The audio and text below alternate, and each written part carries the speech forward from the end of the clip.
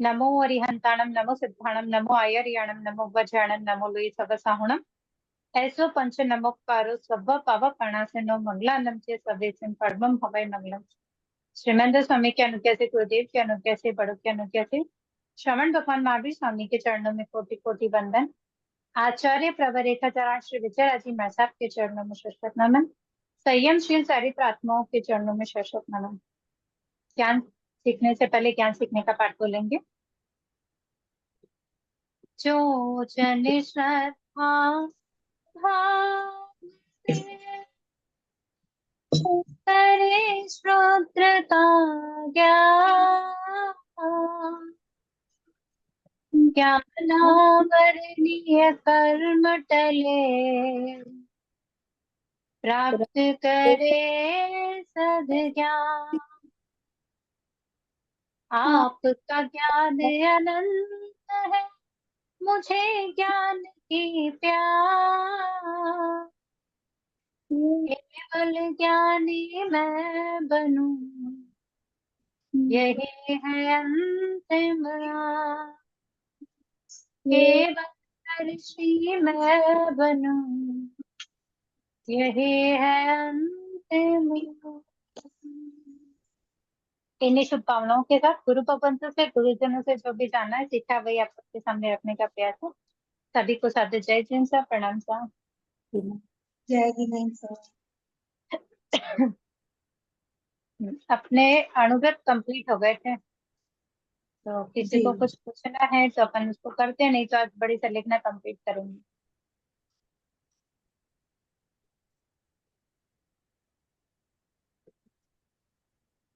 नहीं है कोई दिक्कत। चलिए आगे सर। Okay sir. जी बड़ी से लिखना। अह भन्ते अपश्चिम माणन्त्य सलिना जूसना। अह भन्ते, भन्ते यानी बपन।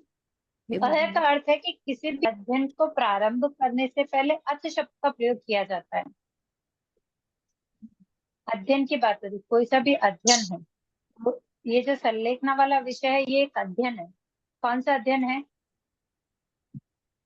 ये बड़ी संलेखना। संलेखना का, बड़ी संलेखना का। इसको अपन अध्ययन कैसे समझें, किस विषय का अध्ययन समझे इसको? संथारा का। संथारा। जी, हमारा हमारे जन्म का मतलब जैसे मनुष्य भव है अपने पास, इसका जो अंतिम हाँ समय आएगा तो ये हाँ क्रिया उस अध्ययन में शामिल हो गई है। इसलिए इसको कि अह का अर्थ होता है भाई किसी भी अध्ययन का प्रारंभ इस शब्द से होता है। कभी कहेंगे कि भाई अध्ययन का प्रारंभ है तो क्या बड़ी संलेखना अध्ययन में आ रही है, तो इसका मतलब इसकी स्टार्टिंग ऐसे कहाँ से क्यों हुई? तो चूंकि ये अपने हाँ मरणांत समय जो होता है, अपना जो मरणांत समय जो समीप होता है उसके समय में इसको अपन करते हैं ताकि अपना अगला भाव सुधर जाए। आने वाले कई भावों का रहता ही है कि जब अगर संलेखना सहित वर्ण होता है तो वो जीव मोक्ष की तरफ अग्रसर होता है, उसके भाव भ्रमण कम हो जाते हैं। इसीलिए कहते हैं कि भाई कुछ करो मत करो लेकिन भावना भाते रहो कि अंतिम समय में हम भी संलेखना संसारा के साथ ही यहाँ से काल करें, ताकि हमारे जो भाव भ्रमण है इस समय कितने हैं हमको भी नहीं पता है, कितनी जाति में हम भ्रमण करके आ रहे हैं, कहाँ तक करेंगे कुछ पता नहीं है। यदि है ना किसी को, बुजुर्ग को किसी को संथारा दिलाना चाहते हैं, यदि कोई नहीं हो, महाराज साहब वगैरह और अपन ही पास में हो, वो संथारा दिलाना हाँ, चाहते हैं, तो कौन सी पार्टियां बोलते हैं? आ, इसको अपन इसको कंप्लीट करके ले रहे हैं, शायद अच्छे से समझ में आ जाएगा। विषय बहुत जी इजी है, इसको खत्म करेंगे आज कि भाई संलेखना संसार अपने को अवसर हो या किसी को दिलाना हो, दोनों ही ऑप्शन में अपन क्या कर सकते हैं। हाँ जी, तो अह अपश्चिम मानते से लेना, अपश्चिम और मानते मानते यानी मरणांत अवसर पर, मतलब जब मृत्यु समीप है तब अपने को क्या करना चाहिए, जी संलेखना करें। संलेखना है क्या? वो एक ऐसा तप है जो शरीर को दुर्बल करता है, मतलब एक विशेष तप कहते हैं इसको। संलेखना अपन एनी टाइम कर सकते हैं क्या? नहीं। नहीं, नहीं कर सकते। ये तो तब करवाया जाता है या तब किया जाता है जब आप पता है कि भाई अब इसका आयुष्य कम ही बचा है, कितना है ये किसी को पता नहीं है, लेकिन कम ही बचा है तब ये संलेखना करवाई जाती है, की जाती है। ठीक है ना। तो ये वो विशेष तप है जो अपन हर समय नहीं कर सकते हैं। अब इसमें शरीर को, कषाय को, उनके प्रति जो ममत्व होता है, उन सबको वहां पर त्यागना होता है, तब जाकर हम संलेखना की तरफ आगे बढ़ते हैं। जूसना यानी सेवन करना, आराहण है आराधना करना। अब किसकी आराधना अपन यहाँ करने की बात कर रहे हैं सब?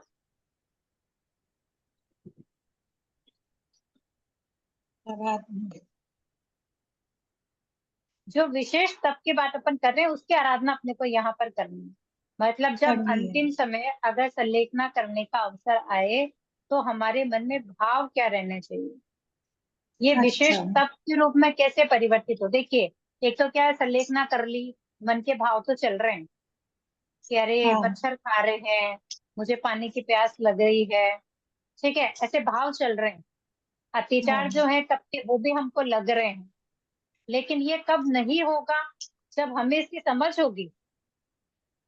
जी। ठीक है, अभी जैसे किसी को पता ही नहीं है संलेखना संथारा क्या होता है, ठीक है, लेकिन अब अंतिम समय है, परिवार वालों ने कह दिया कि भाई संथारा दिलाना है, दिला दिया, ठीक है, वो पूरे होश में है, पूरे कि हाँ मेरे को संथारा करा दो, लेकिन उसकी आराधना कैसे करनी है वो उसकी जानकारी उनको नहीं है। देखो पहले नहीं, तो पूरे होश में तो कैसे दिला सकते हैं? हाँ, पूरे होश एक्चुअल में क्या वाला तो होता कैसे दिलाते हैं? अभी है, दिलाते सुनिए। हैं ऐसा क्या करते हैं? भाई किसी की इंद्रिया या खाना पीना बंद कर देते हैं कि लिक्विड ही एक बार के ऊपर ऐसे डिपेंडेड हो, तो जब भी दिला सकते हैं। नहीं, उसको आगार ले सकते हैं, आगार ऐसा ले नहीं है सकते हैं था क्या? ना, द्रव्य अभी रखने के। अभी अच्छा। त्रिविहार का करवा सकते हैं, चौविहार का करा सकते हैं। और ऐसा है कि देखिए, आप अच्छा। जो बात कर रहे हैं ना वो अपन अच्छा। अभी वाली लेटेस्ट की बात कर रहे हैं। अगर आपने आगम में पढ़ा हो तो बहुत सारी स्टोरीज है ऐसी कि उन्होंने 1 मास का संलेखना संथारा किया, तो क्या उन्होंने सब कुछ खत्म होने के बाद किया क्या? नहीं, हम अंतकर्ण सूत्र में पढ़ते हैं हाँ तो कि भाई आगार उन्होंने आगार 1 मास लिया का होगा ना। संलेखना। हाँ, क्या हुआ? आगार ले लिया होगा। नहीं, नहीं, आगार। पहले वाले में आगार का विषय नहीं था साहब, नहीं। पहले वाले में आगार का विषय नहीं था। अगर 8 दिनों में तो आपने अंतकर्ण सुनना होगा तो आपको थोड़ा सा अगर पीछे की तरफ ले जाऊं, अंधकार सूत्र के पीछे की तरफ, जहां पर स्त्रियों ने, जो काली महाकाली ये जो थी, जिन्होंने तप किए थे, बड़े बड़े तप किए थे, ठीक है, जैसे अपन वर्धमान तप, गजाकाली तप, ये जो तप हमने सुने होंगे उस समय, वो तप करके जब उनका शरीर क्रश हो गया, क्रश हो गया यानी कि अब उनको लगता है कि अब शरीर से ज्यादा कुछ होने वाला नहीं है, लेकिन ऐसा थोड़ी है कि वो उन्होंने खत्म ही कर दिया, उनका चल सब रहा था, ज्ञान ध्यान वो कर रहे थे, लेकिन उनको हाँ लगा कि बस अब इससे ज्यादा समय कुछ नहीं कर सकते, तो उन्होंने क्या किया कि भाई मुझे अब ध्यान में लगना है और ना संलेखना संतारा करना है। तब 1 1 महीने के संलेखना संतारा हुआ, तो वो होश हवास में थे, उन्होंने सब कुछ जानते हुए स्वयं से किया ये।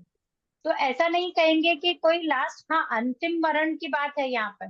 तो जब जैसे वो काली माँ काली जो थे, उन्होंने उन श्राविकाओं, उन्होंने साध्वियों ने जो तप किया था, उनको पता था कि भाई इतनी बड़ी तपस्या के बाद अब शरीर एकदम क्रश हो गया है, और ऐसा तो है नहीं, अपने जैसा तो नहीं है, मांस कमण किया, वर्षी तप किए, 2 वर्षी तप हो गए और वापस खुला हुआ तो हम वापस वैसे ही हो गए, खाते पीते इंसान। हाँ। तो वहां तो ऐसा नहीं होता था, वहां तो तप में अगर गए हैं इसका मतलब वो आगे ही बढ़े, पीछे रिटर्न कभी आने ही नहीं है वापस। तो ऐसा नहीं कहेंगे कि भाई है ना, जब सब शरीर काम ही नहीं करे या हमारी इंद्रियां ही खराब हो जाए तब हम संलेखना संतारा करें, तो ऐसा नहीं है। अच्छे से श्रावकों का वर्णन है हमारे पास, आनंद आदि जो श्रावकों का वर्णन है, उन्होंने भी संलेखना संतारा किया था और फिर तब किया था, तब उपसर्ग आए थे, उन सबको उन्होंने सहन किया, और तब जाके उन्होंने अपने भाव को सुधारा और आगे की गतियों में मतलब कि भाव भ्रमण को रोका उन्होंने। जी। तो इस समय अपन कहते हैं कि भाई है ना, चलो कि भाई अब लग रहा है कि भाई इनके अब नहीं है, अब वो होश में नहीं, होश में फिर भी संलेखना संतारा करवा रहे हैं, ठीक है, तो विषय ऐसा नहीं है, विषय अपनी समझ का है। मैं ये कहना चाह रही थी कि अगर जैसे बड़ी संलेखना अपन अभी पढ़ रहे हैं, इसके अर्थ को पढ़ेंगे, इसको समझेंगे, कभी ये हमारा समय, देखो भाव हम रखते ही हैं कि हमारा भी संलेखना संतारा सहित मरण हो, ठीक है, अगर अवसर हाँ हो गया, अपने को भी अगर पछतान कराए, भले ही अपना शरीर काम नहीं कर रहा हो, लेकिन अगर अपने को इतनी सी समझ आ रही है कि अपने को संलेखना करवाई जा रही है, तो हम उसकी आराधना कर सकें। क्योंकि मन तो रहता ही है ना, आंखों से कम दिखेगा, मुंह से बोल नहीं पाओगे, शरीर की हलचल बंद हो जाएगी, लेकिन अगर दिमाग चल रहा है, मन अगर काम कर रहा है, तो हमारे तो भावों की बात है यहाँ पर। अगर मन और भावों से अगर शुद्धि से अगर हम इसकी आराधना करेंगे, तो डेफिनेटली हम अपने भव भ्रमण को कम कर पाएंगे। आराधना करना, उच्चार पाषण भूमिका, मल मूत्र त्यागने की भूमि, परिलेह के प्रतिलेखना करके। यानी कि आप देखिए, जैसे अपन ने कोई ऐसा है जो बिल्कुल बेड पर आ गया, जैसे भी आपने कहा था कि भाई जिसको कुछ नहीं होता है कि है नहीं है, तब अपन संलेखना करवाते। तो क्या अपन जो आगे पढ़ने वाली चीजें है ना, क्या वो उनकी आराधना कर पाते हैं? उसको समझेंगे, तब अपन समझेंगे कि थोड़ा समय रहते ही अगर अपने को समझ है, और थोड़ा समय रहते ही अगर अपन इस संलेखना को कर ले, तो शायद अपन उसकी आराधना पूर्ण रूप से कर पाएंगे। तो उच्चार पाषण भूमि, मल मूत्र त्यागने की भूमि की प्रतिलेखना करना। यानी कि आज अगर इस समय अपन पोषक करते हैं ना, पोषक करते तो क्या करते हैं बताइए? पूंछते हैं, जो जगह रहती है उसको पूंछते हैं। जी, अपन अपन पोषक करते हैं, तो जहां अपने को अपना बिस्तर लगाना होता है, उस जगह को देखते हैं, वहां पर पहुंचते हैं, ठीक है। और जहां जहां अपन मलमूत्र त्यागते हैं, उस भूमि की भी प्रतिलेखना करते हैं अपन सूर्य अस्त से पहले पहले। उसकी प्रतिलेखना करते हैं, वहां जाते हैं, अपन देखते हैं, पूरी प्रतिलेखना करते हैं कि भाई जीवों की उत्पत्ति तो नहीं है यहाँ पर, या अपन जैसे अगर मलमूत्र अगर त्यागे तो वहां जीव उत्पन्न तो नहीं हो जाएंगे। ये सब चीजें अपन वहां पर देखते हैं। देखते हैं नहीं देखते हैं? देखते हैं। तो ये तो देखते संलेखना का हैं। विषय, यानी कि ये तो अंतिम समय का विषय है।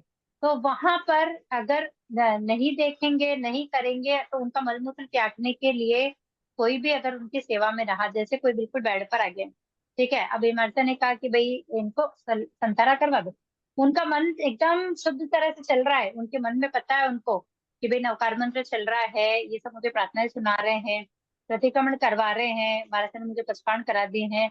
और अब जब देखो रहेंगे, अगर टीवीआर करवाया है तो मूत्र के तो रहेगा ही, कि विसर्जन तो होगा उसका। तो उसके लिए जो उनकी सेवा में है, जैसे आगाह रहता है कि भाई ये एक सेवा में है, ठीक है, तो वो उस भूमि को पूजेंगे, देखेंगे, फिर वहां पलटने जाएंगे। जब भी पलटेंगे तब वो उस चीज का ध्यान रखेंगे। फिर आने जाने की क्रिया, गमना गमड़े परिक्रमण, आने जाने की क्रिया का प्रतिक्रमण करके, दर्भाधिक संथारा, घास आदि का आसन संथार कर, बिछा कर, तुरु कर, संथारे पर आरूढ़ होकर, पलायन कादी, पालती लगाकर। देखिए, पहले जो पोषशालाएं होती थी, ठीक है, बड़े बड़े श्रावक जो होते थे, उनके ना अलग से पोषशालाएं वो बनाते थे। तो वहां पर ऐसे नहीं पक्का कुछ नहीं होता था, सब कच्चा ही होता था। तो वहां पर जो सूखी घास वगैरह होती थी, उसी के आसन बनाए जाते थे। आज अपन तो क्या है, अगर कोई बिस्तर पर है तो भी उसका आगार करा के उसको संतारा करवा रहे कि नहीं करवा रहे? हाँ, तो ये पहले वाला विषय है कि भाई पोषशाला में, पोषशाला को पूंछकर, उच्चार पार्श्वन की भूमि को देखकर, अब दर्वादिक संतारा यानी कि दर्वादिक के जो आसन है, अश्वगर के जो आसन है, उस पर संतारे के लिए आरूढ़ होकर, मतलब सब चीज देख ली हमने, कि शरीर को त्यागने की तैयारी कर ली, उच्चार पार्श्वन की जो भूमि है, मलमूत्र त्यागने की भूमि है, उसकी प्रतिलेखना कर ली।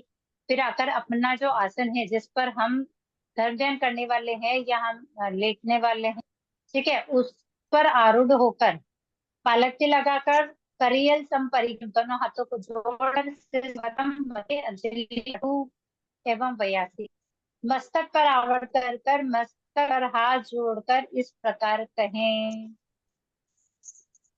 अरिहंत नमो ओणम अरिहंताणम भक्ताणम, नमस्कार हो अरिहंत भगवान को, जाव संपत्ताणम, यावत मोक्ष को प्राप्त हुए हो को, संपाव्युक्त प्रमाणम, मोक्ष प्राप्ति की इच्छा करने वालों को, निशल्य, माया निदान और मिथ्या दर्शन शल्य, ये जो तीन शल्य है जो आत्मा को चुभने वाले काटते हैं, उन तीन शल्यों से रहित। यानी कि जब संलेखना संतारा कर रहे हैं तो ना माया आए, यानी कि छल कपट नहीं, मिथ्या दर्शन नहीं, मिथ्या दर्शन यानी पता पड़े कि संलेखना तो कर ली, लेकिन भाव क्या है? नाकोड़ा जी मिथ्यात्व के है। मंदिर में ये काम बाकी रह गया है। उस मंदिर की मूर्ति की स्थापना बाकी रह गई, प्राण प्रतिष्ठा बाकी रह गई। ठीक है। और संलेखन संतारा करके नियाणा करना कि भाई मेरे जो तप का आज तक जितने भी तप मैंने किए उन सब के फल में मुझे अ, चक्रवर्ती जैसा सुख प्राप्त हो, इस तरह के नियाणा करना। तो इन सब से रहित हो, तीन जो शल्य है उनसे रहित हो। सबम पाणवम पचकामी। देखिए संलेखना संतारा कर रहे हैं तो क्या क्या किया है। ये कब करते हैं? जब मृत्यु समीप में हो। ठीक है। उसकी आराधना, उसकी सेवन करना, उसकी आराधना करना। इकडून सगळी पांढरी झाली कुठं कुठं.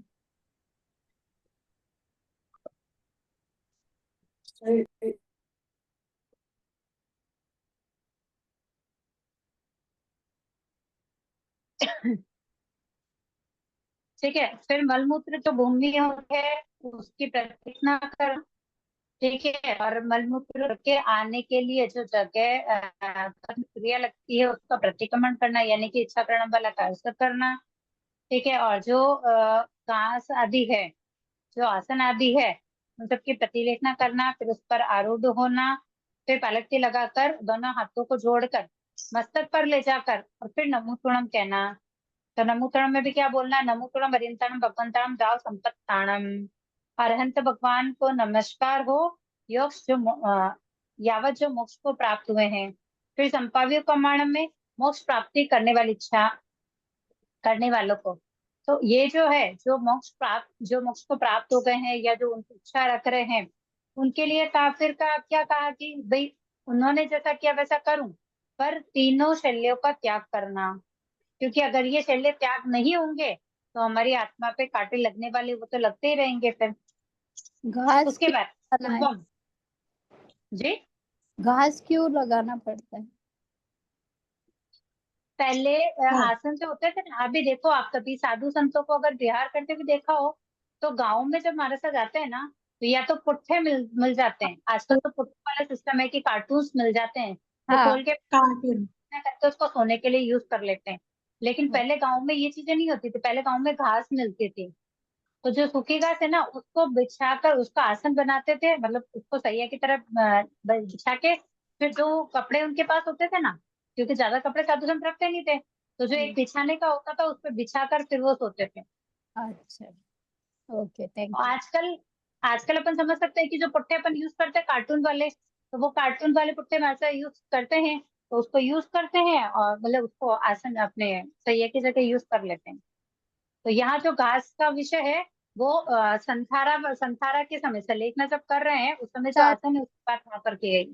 संतारे वाले को फॉर्म की गद्दी नहीं देख सकते? देखिए सर, ये संतारा जो हम पढ़ रहे हैं इसको पढ़ना और समझना इसलिए जरूरी है कि उस समय में अपन क्या कर सकते हैं। बाकी आजकल तो बिस्तर का आगा रखकर बिस्तर पे भी संतारा ही करवाते हैं ना। हाँ, वही. क्योंकि सर्वाता संतारा करवाते कब है?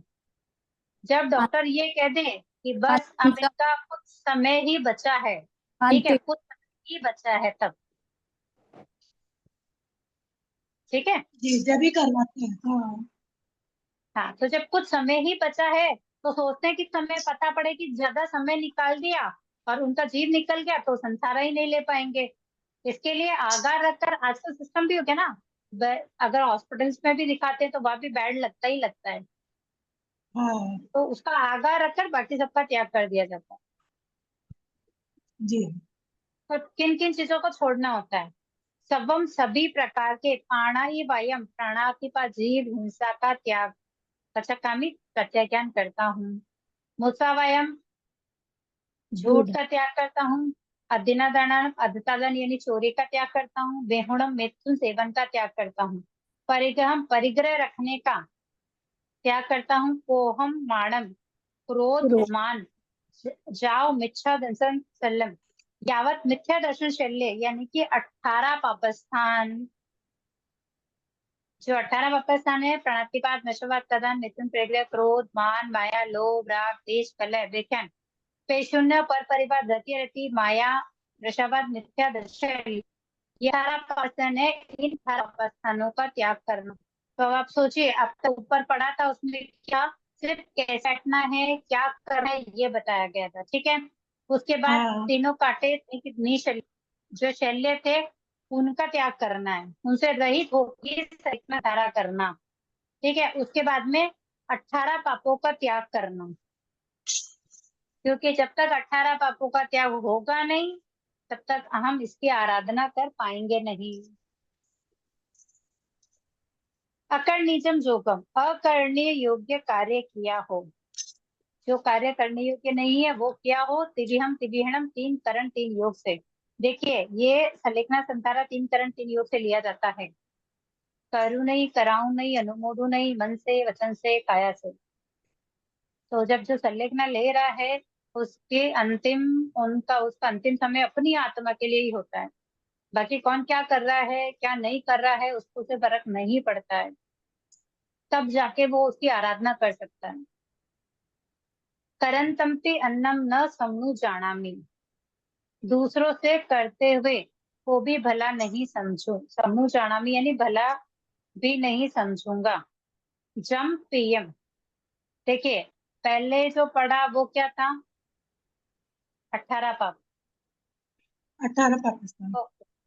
ठीक है ना, उसके बाद आता है 18 पाकिस्तान के बाद आता है चारों आहार। हाँ सवम अस्नम पानम खैमम सामिम चौवियम्पि आहारम पचक कामी जावत जिगाए। अस्नम पानम खैमम सायमम, अन्न पानी खादिन स्वादिन, और उसका चारों आहार का त्याग जावत जीवाए, जब तक जीवन है, ऐसे चारों आहार का त्याग करता हूँ या करती हूँ। ओके, मतलब 18 पापों का त्याग किया, चारों आहार का त्याग कर दिया, किसे किया, 3 करण 3 योग से। ठीक है, फिर है जम पियम इमम शरीरम इंठम कंतम पियम मणुनम मणाणम दिज्जम विसस्यम सन्मयम अणुमयम बहुमयम भंड करंड गस्तामणम रयन करंड कपूयम। जम पियम, और जो इमम शरीरम, देखिए अब इस शरीर की विशेषता है कि ये शरीर हमको कैसा लगता है, इसके लिए हम क्या फील करते हैं, अब तक इसको कैसे रखा था, क्या रखा था। क्योंकि त्याग करने से पहले अपने की इसकी विशेषताओं को समझना पड़ेगा कि किस चीज को अपन छोड़ रहे हैं, इसकी अपने लिए अपने पास इसकी विशेषता क्या थी। तो इमम शरीरम, यह जो शरीर है, उत्तम, इष्ट, कंतम, कांति युक्त, प्रियम, प्रिय है, प्यारा है, मणुणम, मर्य है, यानी कि मन को सुहाने वाला है। अभी अपने को चोट लगती है तो अच्छा लगता है क्या,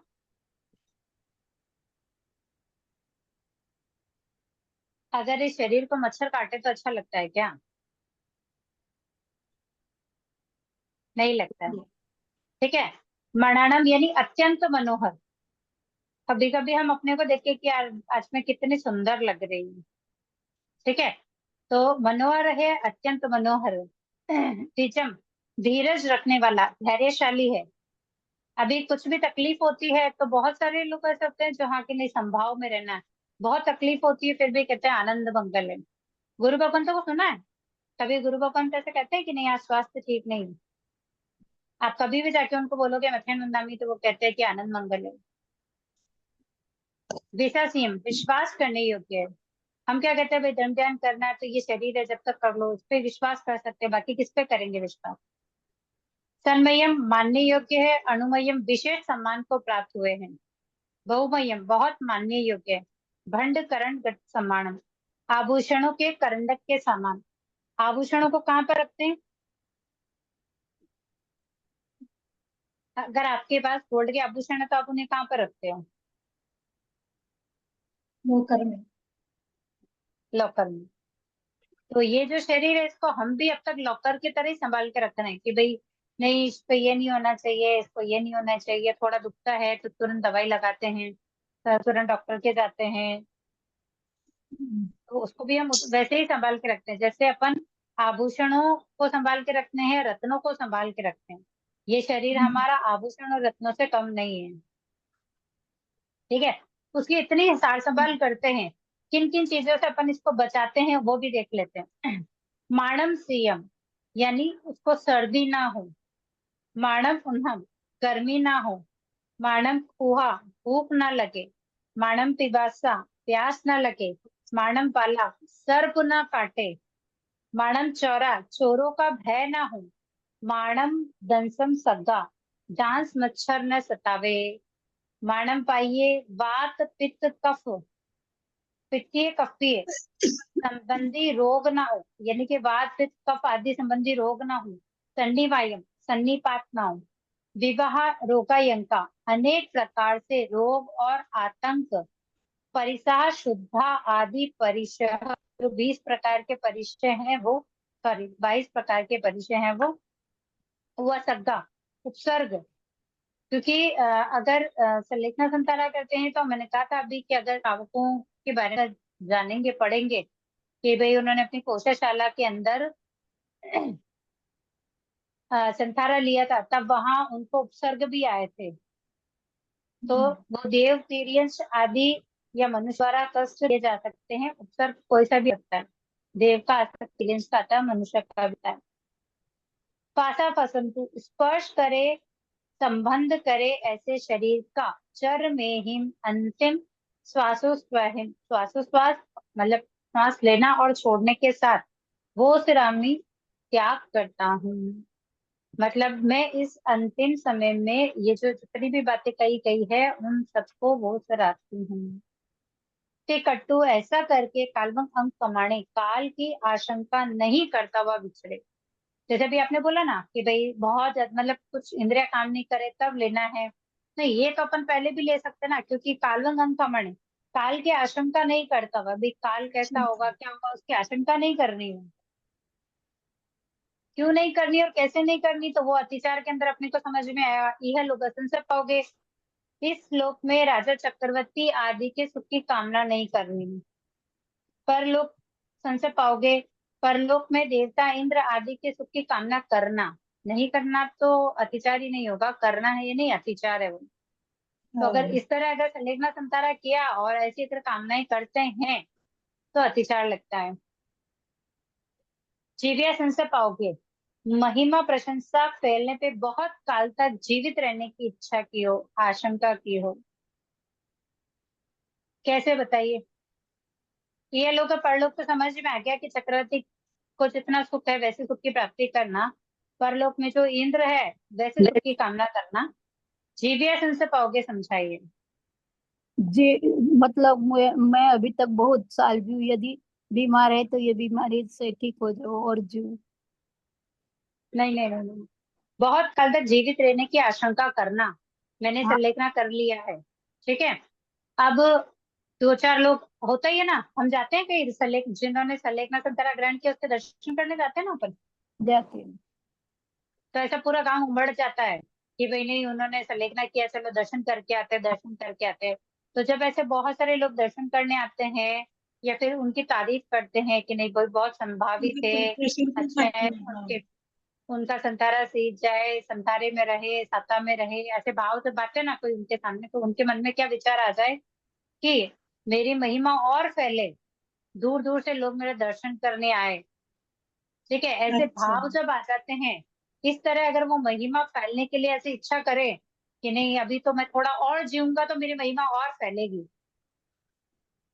कि जैसे अच्छा। भाई कोई 2 दिन में जा रहा, कोई जा रहा, किसी को 1 महीना हो गया संलेखना संतारा चालू ही है, अपन नहीं कहते, कई बार ऐसा होता है, कुछ कुछ ऐसा सुनने हाँ, में भी आता है कि भाई बहुत लंबे समय तक संतारा अभी तक चल ही रहा है, भाई अभी सीजा ही नहीं है, सीजा ही नहीं है, बोलते हैं ना कई बार। तो हाँ, ऐसे में क्या करते हैं कि जितना लंबा चलेगा उतना ही क्या होगा कि लोगों को पता लगेगा, जब लोगों को पता लगेगा तो वहां महिमा फैलनी है कि नहीं कितना अच्छा लंबा संतारा चला था, संभाव के साथ लंबा संतारा हुआ। तो इस तरह की महिमा प्रशंसा फैले इसके लिए जीने की इच्छा करनी। तो और अच्छा उस वैसे तरह जीविया संस्पोगे हो गए। हाँ, तो जीना क्यों है, अब जब आपने संलेखना संतारा कर लिया है, सारा मोह छोड़ दिया है, तो जीने और मरने की तो इच्छा वहां रहती नहीं है। जब समय आएगा तो काल कर जाएंगे, नहीं आ रहा जब तक अपने धर्म ज्ञान में फोकस करना है। अपनी प्रसिद्धि के लिए हम जीने की इच्छा कर रहे हैं, अपने कष्ट के लिए मरने की इच्छा कर रहे हैं, तो वो तो डेफिनेटली दोष वाला काम किया। जी। तो मरना से होगे, कष्ट होगा शीघ्र मरने की इच्छा करना, जैसे किसी को बीमारी है, ठीक है, आप सल्लेखना संतारा करते हैं, उनको बहुत तकलीफ हो रही है, बस उनके मालिक के अरे बस उठा ले मुझे, उठा ले, बस अब जीने की इच्छा नहीं है, मुझे उठा ले। ऐसे जनरली अपन सुन भी लेते, सल्लेखना नहीं, नॉर्मली भी इनसे अगर कोई बहुत बीमार होता है तो ये वाली बात अपने को सुनने मिल ही जाती है कि भाई अब बस अब तो भगवान मुझे उठा ले। तो ऐसे में सल्लेखना संतरा जब हम करते हैं उस समय में ऐसे भाव नहीं लाने। अगर कष्ट आ रहा है, कोई असत वेदने कर्म उदय में आया है, तो उसको संभाव के साथ भोगना है।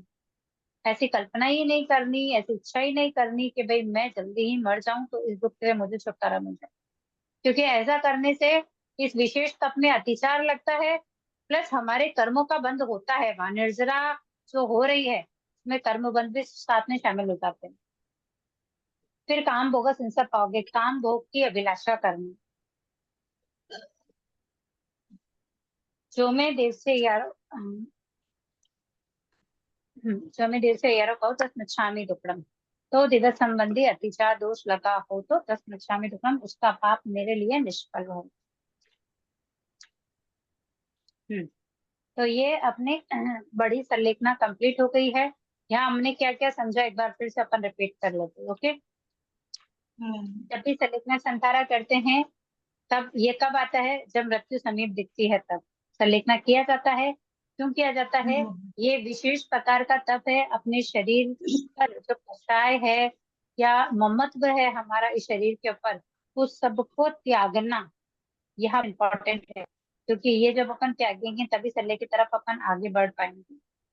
ठीक है, ऐसा करने पर फिर जहाँ मलमूत्र त्यागने की भूमि है उसकी प्रतिलेखना करना, आगे जाने में जो क्रिया लगती है उसका प्रतिक्रमण करना, यानी किस्साकर्म का ध्यान कर। ठीक, जो आसन है जिस पर संलेखना ग्रहण करनी है या जिस पर रहना है, उस आसन की प्रतिलेखना करना, उस पर आरूढ़ होकर नमोत्तरम के पाठ से नमोत्तरम पीछे वाला नमोत्तरम अर्यंताणम भगवंताणम संपत्ताणम एंड संपाव्य कमणम, इसको बोलना, फिर शल्य का त्याग करना, फिर 18 पापासन का त्याग करना, चारों आहार का त्याग करना, क्योंकि ये 24 है इसलिए चारों आहार का त्याग करना। यहाँ पर तिविहम्पी भी कराया जाता है। जब गुरु भगवंत होते हैं कि भाई अभी समय है तो उनको अगर रहता है तो तिविहम्पी कराया जाता है। ठीक है, उसके बाद में ये शरीर जो हमको बहुत प्यारा है, इष्ट है, कांति है, मनोज्ञ है, अत्यंत मनोज्ञ है, ये अपना शरीर जो है धैर्यशाली है, विश्वास करने योग्य है, इन सबको हमने कैसे सजा के, अब तक इस शरीर को कैसे सजा के रखा हमने, जिस तरह आभूषणों को पेटी के अंदर रखते हैं हम, उसी तरह अपन ने इस शरीर को इस तरह ही संभाल के रखा है। तो उसको किन किन चीजों से अपन बचा लेते हैं? सर्दी से, गर्मी से, भूख से, प्यास से। देखिए सर्दी लगी तो क्या किया, तुरंत कम्बल ओढ़ ली। अपन ऐसा कहते हैं कि नहीं सर्दी लग रही है तो आता अपना ले लेते हैं, आज ठंड में ही रहेंगे, करते हैं ऐसा? नहीं। तो गुरु भगवान तो बिना सलेखना संतारा के भी जब जब तेज गर्मी होती है, जब जब ठंड होती है तो वो तापना लेते हैं। सर्दी में सर्दी की आता अपने लेते हैं, गर्मी में गर्मी की आता अपना लेते हैं। तो इस तरह हम तो अपने शरीर को कितना संभाल के रखते हैं, सर्दी से बचाते हैं, गर्मी से बचाते हैं, भूख लगती है क्या करते हैं, तुरंत उसका पेट भर देते हैं, प्यास लगते ही पानी पी लेते हैं। अगर सामने सर्प आ जाए तो हम ऐसे दौड़ जाते हैं कि हमको काटे नहीं, चोर दिखे तो भय लगता है कि कहीं वो हमको मार नहीं दे, सांस मच्छर अगर सताए तो क्या करते हैं बताइए? अगर मच्छर खाए तो अपन क्या करते हैं? एक हाथ से झट्टा। इसके अलावा क्या करते हैं ये बताइए? वो तो खाएंगे तो फिर कुछ ना कुछ तो करेंगे, उतना तो अपन उपयोग लगाते ही नहीं। अगर डांस मच्छर खाए तो हम क्या करते, जनरली क्या करते हैं ये पूछना है मुझसे। क्रीम वगैरह लगा लेते हैं उस पे, खाने वाले हम्म। पोर्शन पे, वहां पे लाल लाल हो जाता है तो जलन सी होती है तो। खाने के बाद लगाते हैं ऐसा? हाँ। मैं तो कह रही हूँ मच्छर है, अभी मैं कहूँ कि हमारे यहाँ बहुत मच्छर है तो मेरे पास हाँ, उसका अल्टीमेट क्या है, क्योंकि ये तो रोज का ही काम है। वो तो ऑल आउट लगाते हैं, आजकल रैकेट आने लग गए। रैकेट कितने लोग यूज करते हैं यहाँ पे? हाँ। क्लास में 11 लोग हैं, मेरे साइड 12 हैं, उसमें से बताइए घर में मच्छर को मारने के लिए रैकेट कितने लोग यूज करते नहीं करते नहीं। हैं। रैकेट नहीं करते, सब ऑल आउट तो करते। ऑल आउट तो जरूर लगाते हैं, ऑल आउट तो जरूर करते हैं, हैं? लेकिन ओके, रैकेट नहीं। और वो भी थोड़ी ऑल देर आउट के के। अलावा? All out all out racket नहीं यूज करते हैं। रैकेट नहीं करते, ऑल आउट करते। लिक्विड। और ऐसे कितने लोग हैं जो मच्छर को मारने के लिए ना ऑल आउट यूज करते हैं ना रैकेट यूज करते हैं हम और नहीं नहीं अगरबत्ती यूज करते हैं? नहीं, हम कुछ भी यूज नहीं करते हम हम। वैसे यूज नहीं करते कुछ भी। अगर बहुत ज्यादा हो जाते हैं तो नीम का दीपक करते हैं, नीम के तेल का। कुछ भी नहीं, उसी से भी ओके, है। बिल्कुल बिल्कुल। मतलब बहुत सारे साधन हैं, जरूरी नहीं है रैकेट यूज किया जाए, जरूरी नहीं है कि अपन ना ऑल आउट लगाया जाए, क्योंकि उसकी जो स्मेल आती है ना वो अपने को भी हार्म करती है। जो सोचो कि उसकी स्मेल से मच्छर मर जाते हैं तो अपने लिए कितनी नुकसानकारक है वो। हाँ। और उसके साथ साथ कई जीव, मच्छर तो चौरिंदे जीव हो गया, हम्म। तो सोचो अगर उसे मर सकता है तो अगर उसके आसपास वाले कितने जीवों की हिंसा वहां होती होगी। हम्म। तो अगर अपने को मच्छर से प्रॉब्लम है तो घरेलू इलाज अपन कर सकते हैं। दूसरी बात है, नहीं है तो अपने आप को बचाना है ना, तो मच्छरदानी यूज कर सकते हैं। मच्छरदानी। सबसे बेस्ट, ना तो जीवों की हिंसा होती है और हम भी सुरक्षित रह जाते हैं, दोनों ही काम एक साथ हो जाते हैं वहां पर। आसपास में पानी बहुत है, जो मच्छर बहुत ज्यादा होते हैं। तो मच्छरदानी यूज कीजिए, इससे बेस्ट ऑप्शन क्या है? देखो, अब जो अपने को पता है कि यार रोज ही मच्छर ही आने वाले हैं, तो फिर विंडोज को समय पर बंद करेंगे, जालियां लगा लेंगे, मच्छर को आने से रोकने के रास्ते ढूंढ लीजिए, तो उनको मारने की आवश्यकता नहीं पड़ेगी। क्योंकि घर में आएंगे तो मारेंगे, तो आप मानिए मच्छर डांस, मच्छर ये कौन सा जीव है, हम कौन से जीवों की हत्या करें? जहां अपन एक केंद्रीय की बात करते हैं, पानी संभाल के यूज करो, अग्नि संभाल के यूज करो, वहां पर हम तेंद्रीय चौरेंद्रीय जीवों की हिंसा कर रहे हैं। और पता नहीं जब ब्रैकेट आती, हाँ, जी, चौरेंद्रीय जीव भी है। जब रैकेट हाथ में आता है तो पता ना कितने चुनिंदा जीवों को मार देते हैं। ऑल आउट लगाते हैं तो उसके असर से कितने कितने मच्छर वहां मरते हैं। अब सोचो, चौरंजी जीव अगर उस ऑल आउट से मर रहे हैं तो बाकी के जीवों का क्या करेंगे? बेंद्रीय तेंद्रीय जीवों को तो कैसे बचा लेंगे वहां से? तो थोड़ी सी सावधानी और यत्न का अपन प्रयोग करें, उसका तरीका ढूंढें। मच्छर घर में नहीं है उसकी अपन सावधानी रखें, क्योंकि आप यत्न रखोगे तो मच्छरों का प्रवेश नहीं होगा, और मच्छरों का अगर प्रवेश होगा तो आपको इन सब की आवश्यकता ही नहीं पड़ेगी। इसलिए कोशिश करेंगे, देखिए समझेंगे तो कोशिश करेंगे, मच्छर से रैकेट मारने से बचें, कोशिश करें ऑल आउट से बचें। जी, जो अपना घरेलू अपनी चीजों से अगर सावधानी रख सकते, यत्न कर सकते हो तो वैसा करें। मच्छर अगर घर में बहुत आते हैं, अपनी जगह वैसी है कि मच्छरों का आवागमन होता है, तो समय से ही विंडोज दरवाजे बंद करेंगे, तो क्या है कि मच्छर आएंगे ही नहीं, तो अपने को इन चीजों की यूज करने की आवश्यकता पड़ेगी ही नहीं। ओके सा, तो इन चीजों से अपन अपने शरीर को सुरक्षित रखते हैं। इन सबको, मतलब ये पूरा मोह जो है हमारा इस शरीर के प्रति, उस मोह को त्यागना, उसको क्रश करना, उसकी चिंता ही नहीं करना, मतलब शरीर छोड़ दिया, सिर्फ आत्मा के विषय में जब हम सोच रहे हैं, तब जाकर हम इस संलेखना की आराधना अपन कर सकते हैं। उसमें जो अतिचार बताए हैं उन अतिचारों से अपन बच सकते हैं, उससे बचेंगे तभी हम भव भ्रमण कम कर पाएंगे। ओके सा, ये थी बड़ी संलेखना, जिसको अपन ने भाव रखे अर्थ सहित समझने के। अब इसको स्टार्ट किया था, उससे पहले जो सवाल था उसका जवाब। देखिए, जितना मुझे मैंने सुना है उतना बताने के भाव रखती हूँ। अगर यहाँ पर अगर किसी और को विशेष जानकारी हो तो प्लीज शेयर करेंगे। हाँ, जितना पूछा मैंने और जितना मुझे आंसर मिला या मेरी समझ में जितना आया, ऐसा कहूँ कि जब भी संलेखना संतारा, अभी जैसे बड़े होते हैं, गुरु भगवंत होते हैं, तो सोचने की जरूरत नहीं पड़ती है। लेकिन हम कहीं ऐसी जगह हैं जहाँ पर गुरु भगवंत नहीं है, बड़े भी ऐसे कोई हाँ नहीं है जो इस विषय में ज्यादा समझदार हो कि वो करवा सके। तो हमको क्या करना, संलेखना संतारा करने की विधि में सबसे पहले हम जो सामायिक लेते हैं ना, वो पूरी विधि वहां चलती है। अच्छा नवकार चिकुटों की वंदना, नवकार मंत्र, मतलब जो इसमें क्रिया जो बताई है पहले उतना कि अपन वहां पर आरूढ़ हो गए, मतलब जिनको अपन संलेखना करवा रहे वो वहां पर बैठ गए, ठीक है। फिर हाँ नवकार मंत्र, इच्छा करना, फिर ध्यान, फिर लोकस्व, प्रकट लोकस्व, मतलब 65 शुद्धि का पाठ प्रकट लोकस्व, ठीक है। करे में बनते जो आता है वहां पर ये बड़ी संलेखना का पाठ बोला जाता है। अच्छा और जी उसके बाद में धम्मोचरणम दिया जाता है, तब उनका ये प्रोसीजर शुरू हो जाता है संलेखना वाला। जी नहीं तो हम जैसे जिसको करा रहे हैं तो करेंगे ये सब काम हम खुद। तो अगर जैसे कोई बेड पर ही है, हम्म। हाँ अभी कोई बेड पर ही है, तो क्या करोगे?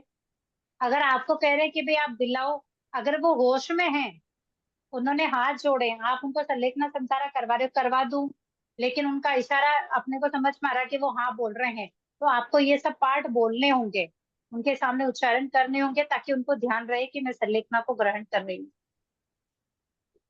नहीं, थोड़ा कम भी सुने तो क्या हुआ, उसके पास में जाके बोल दो कान के सुनेंगे, तो। सुने नहीं सुने, वो देखिए एक बात बताओ, अभी अपनी बात हुई थी कि शौतेंद्रिय है, सुनना कम कर देंगे, इसका मतलब ये थोड़ी कि उनके मन के भाव कम हो जाएंगे। जिन्होंने नहीं बचपन से लेकर अब तक, जैसे आज अपन है, अपने भाव क्या रहते हैं, पहले समझ रहे नहीं समझ रहे, फिर भी अपन सहकारी संतारा रोज करते ही है ना। अब अपन ने आज हाँ बड़ी से लेकर समझी, तो आज से अपन भाव क्या बा रहे हैं कि भाई मेरा भी अंतिम समय ऐसा हो कि मुझे भी संलेखना संतारा करने का अवसर मिले, भाई मैं स्वयं से करूं, नहीं कर पाऊं तो मुझे भी कोई करवाए, ऐसा अवसर मुझे मिले कि भाई मैं संलेखना तीन संतारा के मनोरथ में साथ में अपने बोलते ही मरण ना, को प्राप्त करूं। तीन हाँ, मनोरथ में 3 मनोरथ बोलते ही बोलते ना। हैं। तो हाँ 3 मनोरथ में तीसरा मनोरथ ही तब पूरा होगा जब अपन संलेखना करेंगे। है 3 मनोरथ में तीसरा मनोरथ पूरा कब होगा? जब संलेखना करेंगे हम। सर, हाँ संलेखना करेंगे जब जी, तो ये संतारा। भाव अपन रोज भाएंगे ना, तो हमारे देखिए पाप को पुण्य में बदलते समय नहीं लगती और पुण्य को पाप में बदलने में समय नहीं लगती। ये क्रिया है, आप अच्छा करोगे तो कहीं पाप उदय में आएगा तो पुण्य में बदल सकता है, और आप पुण्य कर रहे हो और नहीं पाप कर रहे हो और कहीं पुण्य का अवसर आपके उदय में आया है तो वो पाप में बदल सकता है। तो अगर अपन भावना अच्छी रखेंगे तो डेफिनेटली अपने को वो अवसर मिल सकता है, बस भाव अपने को भाते रहने होंगे। तो जब भाव अच्छे भाएंगे तो डेफिनेटली अपने को अवसर भी मिलेगा, और अवसर मिलने पर हम उसको क्रिया में ला सकते हैं, उसकी आराधना कर सकते हैं और अपने भव भ्रमण को भी रोक सकते हैं। जी ओके साहब, मुझे इतनी ही जानकारी थी इस विषय में। आई होप अगर किसी और को इससे ज्यादा, अगर किसी को इसके बारे में पता हो तो बताएंगे। मैंने ना पिछली बार पूछा था संलेखना और संथारे में क्या अंतर है।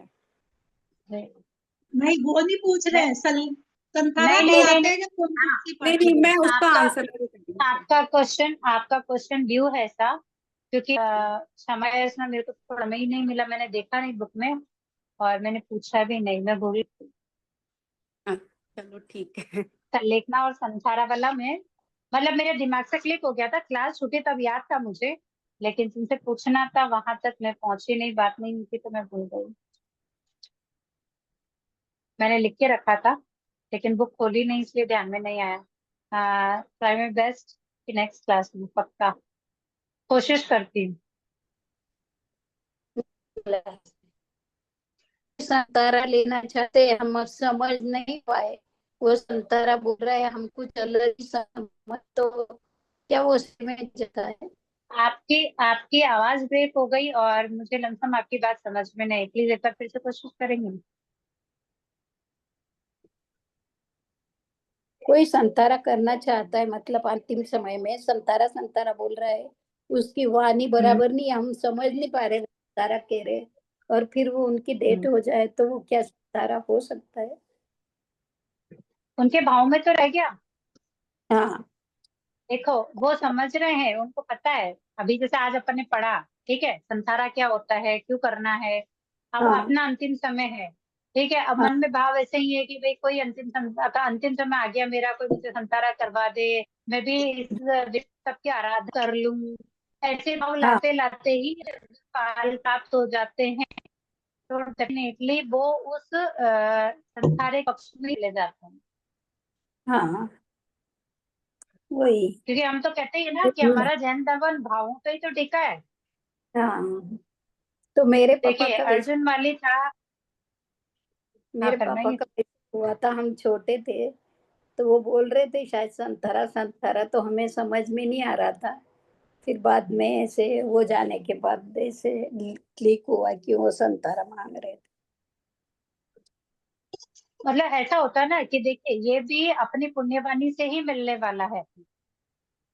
एक तो अगर उसी समय किसी को समझ आ जाती, कोई उनको करवा देते, तो वो उस पूरी प्रोसीजर के साथ में जाते, हाँ ठीक है, और उनका भाव प्रमाण बहुत ही कम हो जाता है, एक लिमिट से हो जाता, ठीक है। लेकिन उनके मन के भाव थे, लेकिन उनका जो कर्म उदय था वो ऐसा नहीं था कि वो किसी को समझा पाते, स्वयं से कर पाते।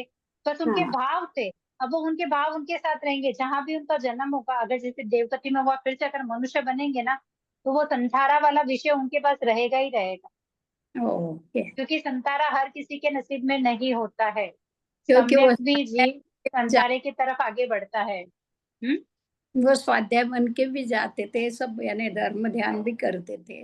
तो हाँ, हम तो जो जो संकेत को समझता है ना, जो नौ तत्वों को समझता है, उस पर श्रद्धा रखता है, जैन वाणी जो है उस पर अपनी श्रद्धा रखता है, उसे प्रतीति करता है, उस पर पूरा विश्वास रखता है, उन्हीं को ही ये अवसर मिलता है।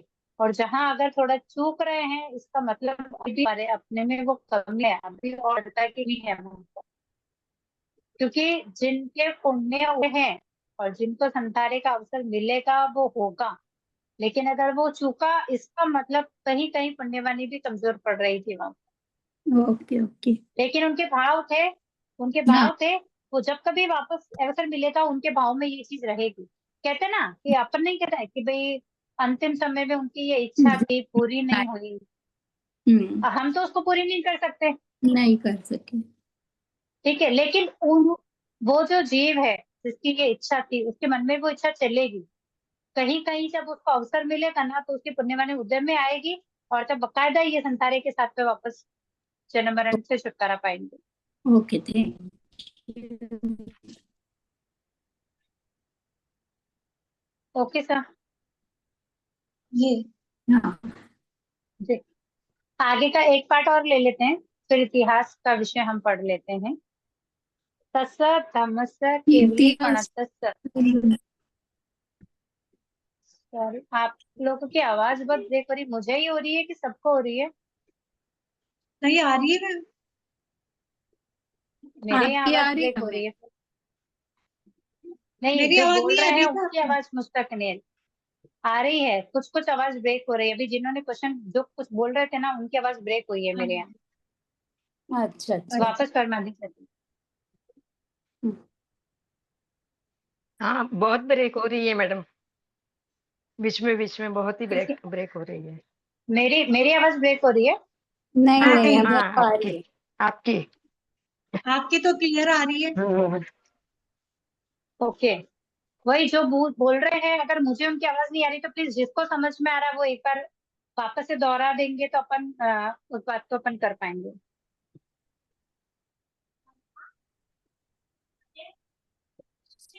चलिए आगे, नेक्स्ट पार्ट ले हाँ लूं। ओके। तस्य धम्मस्य केवली प्रणतस्य अबुद्धि आरहणाय वीर ओमि विराणाय तिविहेणम पड़ी कंसो वंदामि जिन चबी संति चबी सम।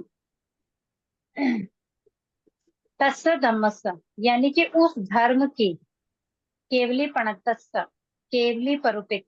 कौन से धर्म की बात है यहाँ पर? केवली परुपित जो धर्म है। अब अबुद्धि जो प्रवृत्ति। उद्दत होता हूँ। आराहण है आराधना के लिए, यानी कि मैं आराधना के लिए तैयार होता हूँ। वीर ओमी निवृत्त होता हूँ वीराणाए विराधना से। आराधना के लिए तो मैं तैयार हूँ और विराधना से निवृत्त होता हूँ। तिरियणम पड़िकंतो मन वचन काया द्वारा पड़िकंतो प्रतिक्रमण करता हूँ। वंदामी वंदना करता हूँ 24 तीर्थंकरों को, यानी कि केवली परुपे जो धर्म है उसकी आराधना करता हूँ और जो विराधना है उसे निवृत्त होता हूँ। मन वचन काया से प्रतिक्रमण करता हुआ 24 तीर्थंकर भगवान को वंदना करता हूँ। ओके सर, एकदम बराबर। चलिए आगे का एक पार्ट लूं या इतिहास का विषय लूं? आप इतिहास सब का। फरमाइए। जय जिन दीदी। इतिहास। इतिहास का, हाँ जी। अब भी मैंने ज्वाइन इतिहास। किया, मेरा लेट हो गया एक मुझे। करूंगी मैं अभी तो। कोई बात अभी नहीं, अपना फरमाइए। तीसरा नमूथुनम अपन जो देते हैं वो भी बोलने का है तीसरा ना? नमोथुणम, तीसरा नमोथुणम वो बोलना। अपने यहाँ 2 ही नमोथुणम देते हैं, तीसरा कहाँ देते हैं सा? तीसरा हाँ, अपन उसमें तो सिद्धों को और अरियंतों को ही देते हैं। और तो तीसरा और कौन सा आ गया मैम? हमने तो तीसरा कभी एक सुना लाइन नहीं। में दिया हुआ है नीचे, एक लाइन में। एक जो क्वेश्चन बोल रहा है प्लीज पहले क्वेश्चन कंप्लीट करे ताकि अपन आंसर आराम से कर पाए। एक लाइन में नमूथुनम का एक लाइन में दिया हुआ है। जाओ सब कहाँ पागल। पर, ओ मेरे कहाँ बुक पर में, दिया हुआ है? दूसरे बुक में। ओके सर, आप फिलहाल देखिए इसका एग्जाम दे रहे हैं तो इसके पीडीएफ से पढ़ेंगे तो आपके लिए बेस्ट ऑप्शन है, क्योंकि बहुत सारे बदलाव जगह जगह अलग अलग संप्रदाय में हो रहे हैं। ठीक है, तो फिलहाल जो पीडीएफ आपको दिया गया है उस पर फोकस करेंगे, क्योंकि 2 बार नमोथुणम दिया जाता है अरिहंतों को और सिद्धों को। ठीक है, हाँ आप जो हाँ। बोल रहे हो कि तीसरा नमोथुणम, अपने यहाँ ऐसी कोई प्रथा अभी चालू नहीं हुई है, लेकिन जहाँ चालू हुई है वहां तीसरा नमोथुणम आचार्यों को दिया जाता है। अरे को ठीक है, और एक ऐसा क्वेश्चन, यहाँ अभी कुछ नहीं। और फरमाइए एक सा। क्वेश्चन था दीदी। अपन सामयिक जब लेते हैं स्टार्टिंग में, वो ध्यान में बैठते हैं, वो इच्छा कर्म का पार्टी नहीं बोलना है ना, पाठ? देखिए सा, ये विषय बहुत, क्या बोलूं इसको, पेचीदा वाला विषय है। हमने समय से स्टार्ट की थी तब भी क्लियर किया था, आपके सवाल से एक बार फिर से जवाब दे देती हूँ। जहाँ जिन गुरु के निश्चय में आप रहते हैं वहां पर जो विधि चल रही है आप उसको फॉलो करें। जी जी जी। ठीक है, सिर्फ ये कहूंगी अगर आप प्रज्ञा जागरण की एग्जाम दे रहे हैं तो जो पीडीएफ आपके पास है उसमें जो विधि कही गई है आप इस एग्जाम के लिए उस विधि को फॉलो करेंगे, जी क्योंकि बाकी कहीं कहीं इच्छा करणम बोलते हैं। अभी लोकस्य की परिपाटी शुरू हो गई है तो इसके सिर्फ इसको ऐसा समझ सकते हैं हम कि क्यों हुई है, क्योंकि क्या करना चाहिए ये विषय नहीं मैं कहूंगी, क्योंकि सबका अलग अलग है। देखिए हम क्लास में भले 12 लोग हैं लेकिन कौन कहाँ से है कोई गारंटी नहीं है। ठीक है, तो कोई क्या करता है कोई क्या करता है, तो वो वाला विषय अपन यहाँ करते नहीं है। तो पहले इच्छा करणम ही बोला जाता था, अभी लोकस्य बोलने लगे, क्योंकि पहले जब बच्चे इच्छा करण प्रकट में बोलते नहीं बोलते बताइए? बोलते हैं ना। अगर किसी चीज का आप निछामी दुक्कड़म कर दो तो फिर उसका आलोम कैसे करोगे? पहले तो आलोम और निछामी दुक्कड़म के मीनिंग को फिर से समझें एक बार। आलोम यानी क्या होता है? आलोचना। आचरण आलोचना। आलोचना आलोचना करना। ठीक है, आलोम यानी आलोचना करना और निछामी दुक्कड़म यानी वो जो पाप है वो निष्फल। मिथ्या अगर है। मैंने कोई पाप किया है, अगर मैंने कोई पाप किया है और मैंने कहा कि निछामी दुक्कड़म कि वो पाप निष्फल हो, तो अच्छा फिर मैं उसकी आलोचना कैसे करूं? अच्छा। जब मैंने किसी चीज को किसी चीज से मैं निवृत्त हो गई तो फिर उसकी आलोचना कैसे करनी चाहिए? इच्छा करेंगे उसे। जी कैसे करेंगे सर? जब आपने किसी चीज को त्याग दिया है तो फिर उसका ध्यान क्यों कर रहे हो? जैसे मैंने कहा है, अपन बहुत सारी चीजें हैं जो गिफ्ट में लेते देते हैं। एक एग्जांपल के लिए बता रही हूँ, तो मैंने आपको क्या बोला कि अगर अपन किसी को कुछ देते हैं तो उसको बहुत सिरा दो कि भाई मैंने ये चीज दी है, मैंने इसको बहुत सिरा दी है, अब वो जाने, उसका काम जाने, मेरे इस चीज से कोई लेना देना नहीं है। तो क्या उसका भाव आपको लगेगा क्या? नहीं नहीं, नहीं, भोसरा देंगे तो तो नहीं जब लगेगा। जब आपने तत्सुरी इच्छा गणम का पाठ आपने बोला है, आने जाने की क्रिया का आपने प्रतिक्रमण कर लिया है, वहां आपने मिच्छामि दुक्कडम दे दिया है, तो फिर आप ध्यान में जाके उसकी आलोचना कैसे करोगे? मैं ये पूछना चाहती हूँ। नहीं कर वही समझ में नहीं आया है, तो इसलिए क्वेश्चन डाउट था। नहीं कर सकते ना। मतलब ऐसे पहले इच्छा कर्म भी बोलते थे, लेकिन ये देखो, जो जो बोल रहा है, मैं फिर से बोल रही हूँ, जो जिन गुरु के निष्ठाएं में है वैसा पालन करें, गुरु की आज्ञा की अवहेलना न करें। ठीक है, ये बताने का कारण सिर्फ इतना था कि हम इसको समझें कि भाई पहले ऐसा था, अभी लोग ऐसे क्यों बोल रहे हैं। बस इसके कारण से मैंने इसको वापस से रिपीट किया है। अच्छा अच्छा, धन्यवाद दीदी। बाकी जिन गुरुओं के निष्ठाएं में आप हो, उनकी आज्ञा का पालन करना हमारे लिए सर्वोपरि है। चलिए इतिहास में पेज नंबर 79।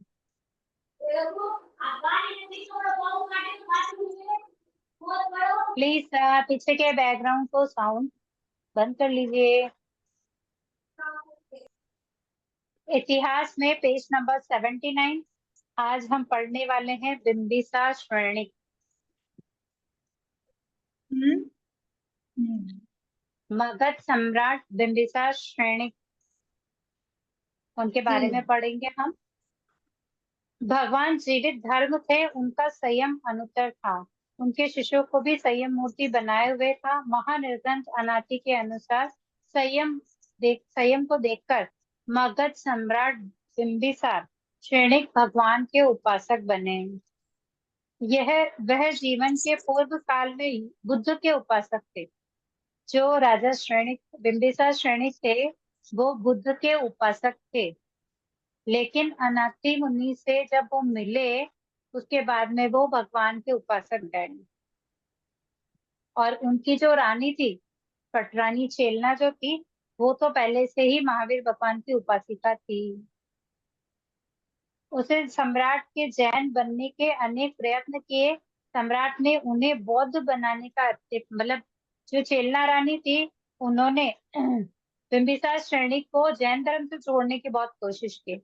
उनकी इच्छा थी कि भाई ये भी जैन धर्म के उपासक बन जाए। और बिंबिसार श्रेणिक ने बहुत कोशिश की कि जो चेलना रानी है, उनकी जो पटरानी है, वो बौद्ध धर्म की उपासिका बन जाए, लेकिन दोनों ही एक दूसरे को उसमें कन्वर्ट नहीं कर पाए। सम्राट ने महानिर्गंथ अनाति को ध्यानलीन देखा और उनके निकट गए, वार्तालाप हुई, अंत में जाकर वो जैन बन गए। अनाति मुनि की स्टोरी सुनी है?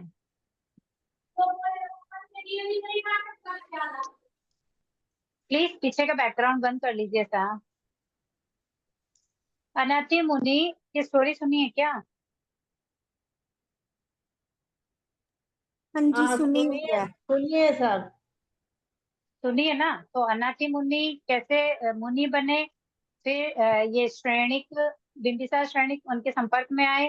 तब उन्होंने कहा कि क्या आप इतनी मतलब इतना आपका रूप इतना अच्छा है, सब कुछ है, तो आप मुनि क्यों बने हो?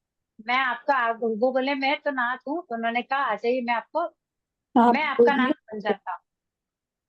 तो ठीक है, खुद तो वो वाला विषय सबको जानकारी में है, इसके लिए नहीं बताऊंगी, छोटा सा रिकैप डाला था। इसके पश्चात क्षणिका जैन प्रवचन के साथ घनिष्ठ संपर्क हो गया था।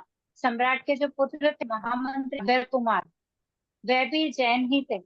जैन परंपरा में आज भी अभय कुमार की बुद्धि का वरदान माना जाता है, और जैन इतिहास में अभय कुमार संबंधित अनेक घटनाओं का उल्लेख भी वहां पर आता है।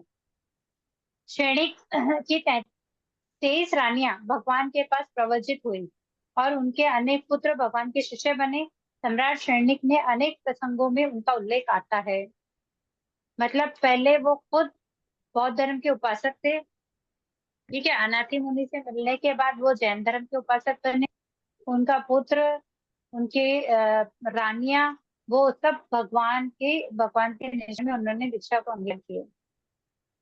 इतना सा ही पोर्शन बिंबिसार श्रेणी का हमारे सोच में है। फिर है चेटक राजा, बहुत शॉर्ट है, ज्यादा लंबा नहीं है, शॉर्ट की थोड़ी जानकारी को। चेटक 18 देशों का गणराज्य था। इसमें नौली और नौ लिच्छवी ये 18 सैनिक थे। उनमें प्रमुख महाराजा चेटक थे। ये है कुल के थे। इनके पिता का नाम के और माता का नाम यशोदा था। त्रिशला इनकी बहन थी। इनका पूरा परिवार भगवान पारसनाथ का अनुयायी था। वे भगवान के मामा थे। भगवान के मामा का नाम क्या है? चेटक राजा। राजा चेटक। चेटक राजा।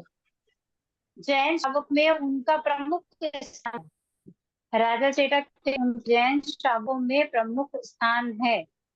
अब है। आप कहो कि वर्णन वहां पर है ही नहीं है 10 श्रावकों में, है ना। कि प्रमुख स्थान है तो 10 श्रावक भी तो प्रमुख थे ना भगवान के, तभी तो उनके लिए तो पूरा का पूरा एक आगम सभा है। हम्म, तो फिर इनका वर्णन नहीं आया है। एक्चुअल में चेटक राजा से बहुत सारे राजा, बहुत सारे श्रावक थे जिन्होंने जो 12 व्रती थे, जिन्होंने जैन धर्म का बहुत दृढ़ता से पालन किया। क्योंकि इन सब की काउंटिंग नहीं है, सिर्फ मोटे मोटे रूप में वहां पर काउंटिंग दी गई है कि भाई इतने साधु, इतने श्रावक है, लेकिन ऐसा नहीं है कि सिर्फ उतने ही है। हमने आगे पढ़ा था भगवान महावीर स्वामी में कि भाई उनके श्रावक है, तो ऐसा नहीं है कि भाई 1,59,000 ही उनके श्रावक है। ये तो वो है जिनकी गणना की गई है, लेकिन बहुत सारे ऐसे हैं जो 12 व्रती है, संयमी है, लेकिन उनकी गणना यहाँ पर नहीं है। ऐसे बहुत सारे हैं। केक उनके पिता का नाम था, यशोमती उनकी माता का नाम था, त्रिशला उनकी बहन का नाम था। ठीक है, ये सब भगवान पारसनाथ के अनुयायी थे, महावीर के मामा थे। और जैन श्रावकों में इनका प्रमुख स्थान था क्योंकि ये भी 12 व्रती थे। इनके 7 कन्याएं थी।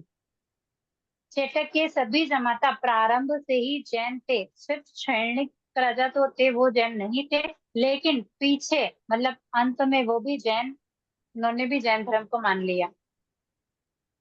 उनका अपने दोहित कौणिक के साथ चेटक का भीषण संग्राम हुआ। संग्राम युद्ध में भी अपने व्रतों का पालन करते हुए अनाक्रमणकारी पर प्रहार नहीं करते थे। एक दिन में एक बार से अधिक शस्त्र प्रयोग ही करते थे। इनके गणराज्य में जैन धर्म का समुचित प्रसार हुआ था। देखिए 12 व्रतधारी, ठीक है, नियम क्या था? पहले तो राजा थे ना, युद्ध हुए होते ही थे, युद्ध के बिना तो कुछ चलता ही नहीं था। आए दिन कोई ना कोई चढ़ाई कर देता था, नहीं तो कहीं चढ़ाई करने जाना पड़ता था। लेकिन ऐसे नियमों का पालन करने वाले श्रावकों का वर्णन ही आगमों में आता है। राजा चेटक का किस लिए आया है कि कैसे भी युद्ध में वो चले जाए, सिर्फ एक बार ही शस्त्र का प्रयोग करते थे, फिर नहीं करते थे। तो इस तरह वो उन्होंने अपने 12 व्रतों को पालन किया और जैन धर्म का समुचित प्रचार उन्होंने किया। उसके बाद वहां पर जो प्रवचित हुए 8 राजा ऐसे थे जो प्रवचित हुए। तो वो 8 राजा कौन से थे? भगवान के पास 8 राजा दीक्षित हुए थे। वीरांगत, वीरेशा, संजय, हिण्यक, श्रेय, शिव, उदयन, अशंक, काशीवर्धन। इनमें वीरांगत, वीर्य और जयन, उदयन ये प्रसिद्ध हैं। इनकी स्टोरीज अपने को सुनने को मिलती है। टीकाकार अभेद देव सूरी ने इसके अतिरिक्त कोई विवरण प्रस्तुत नहीं किया है। अनेक क्षेत्रांकनी नरेश प्रदेश से संबंधित कोई राजा था। शय अमल कथा नगरी का अधिपति था और शिव हस्तिनापुर का राजा था। उसने सोचा मैं वैभव से संपन्न हूँ, यह मेरे पूर्व कृत शुभ कर्मों का फल है, मुझे वर्तमान में शुभ कर्म करने चाहिए। यह सोचकर राजपुत्र को सौंप दिया और स्वयं दीक्षा प्रोक्षित तापस बन गया। 2-2 उपवास की तपस्या करता और पारने में पेड़ से गिरे हुए पत्ते खा लेता। इस प्रकार की दिनचर्या करते हुए उन्हें विभंग ज्ञान प्राप्त हुआ। जो तापस होते हैं उनको अवधि ज्ञान नहीं, विभंग मतलब अवधि अज्ञान प्राप्त होता है। ठीक है, उसने 7 द्वीप 7 समुद्र देखा। यह विश्व 7 द्वीप और 7 समुद्र प्रमाण है। इसमें जनता जनता में इसका प्रचार कर दिया उन्होंने। क्या बोला उन्होंने कि भाई उनको विभंग ज्ञान हो। ठीक है, विभंग ज्ञान में कितना देखा उन्होंने? 7 समुद्र और 7 द्वीप, यानी कि पूरा जो ये लोक है ये इतना ही है, ऐसा उन्होंने प्रचार कर दिया। भगवान के प्रधान शिष्य गौतम भिक्षा के लिए जा रहे थे। लोगों ने शिव राजश्री के सिद्धांत की चर्चा सुनी। वे भिक्षा लेकर लौटे। गौतम ने पूछा, भगवान द्वीप समुद्र कितने हैं? अच्छा मुझे बताइए, क्या गौतम स्वामी को पता नहीं था द्वीप और समुद्र कितने हैं? सब पता था, पता था। सभी को बताने के लिए क्योंकि उन्होंने प्रश्न क्योंकि क्योंकि वो तो 14 पूर्व के ज्ञानी थे ना, हाँ, लेकिन तो सभी उनका ज्ञान तो वैसे भी कम नहीं था।